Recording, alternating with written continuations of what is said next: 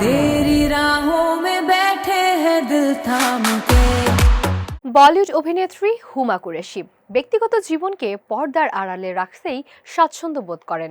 তবে সম্প্রতি তার বাগদানের খবর ছড়িয়ে পড়ার পর থেকেই ভক্তদের মনে কৌতূহল জন্মেছে।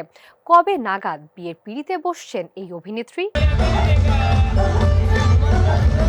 ভারতীয় গণমাধ্যমের একাধিক সূত্র থেকে জানা গেছে ২০২৬ সালের অক্টোবরের শেষ অথবা নভেম্বরের শুরুর দিকে বিয়ের পিঁড়িতে বসার পরিকল্পনা করছেন হুমা কুরেশি।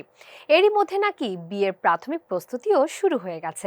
হুমার হবু স্বামী রচিত সিং পেশায় একজন খ্যাতনামা অভিনয় প্রশিক্ষক। বলিউডের প্রথম সারির অনেক তারকার সঙ্গেই তার কাজের অভিজ্ঞতা রয়েছে। আলিয়া ভাট, ভিকি কৌশল এবং রণবীর সিং এর মতো জনপ্রিয় অভিনেতারাও তার কাছ থেকে অভিনয়ের দীক্ষা নিয়েছেন।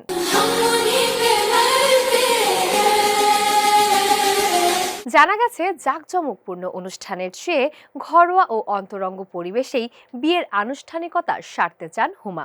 তবে পরবর্তীতে বড় পরিসরে একটি রিসেপশন আয়োজনের পরিকল্পনা রয়েছে তাদের। বিয়ের সম্ভাব্য ভেন্যু হিসেবে এখন পর্যন্ত মুম্বাইয়ের কথাই শোনা যাচ্ছে।